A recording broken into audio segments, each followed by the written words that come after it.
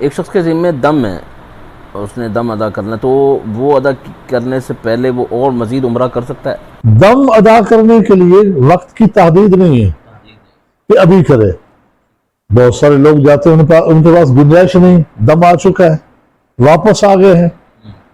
یہاں سے دم البتہ دینا انہوں نے جو ہے وہ حدود حرم میں قربانی کی شکل ہے، کھانے کی شکل ہے، روزے کہیں بھی رکھ سکتا ہے. جن شکلوں میں روزے ہیں، جن شکلوں میں دم ہے، تو وہ دم وہاں حدود حرم ہی میں دینا ہے قربانی، وہاں کے مساکین پر خرچ کرنا ہے. البتہ وہ اسی دورانیے میں، اسی پیریڈ میں ابھی استطاعت نہیں ہے، واپس چلا جاتا ہے، وہاں سے دوبارہ خود آتا ہے، یا کوئی جا رہا ہے اس کو دے دیے پیسے کہ میری طرف سے وہاں بکرا کٹوا دینا بطور دم، تو اس میں وسعت ہے، لہذا اس سے پہلے دوسرے اعمال کیے جا سکتے ہیں.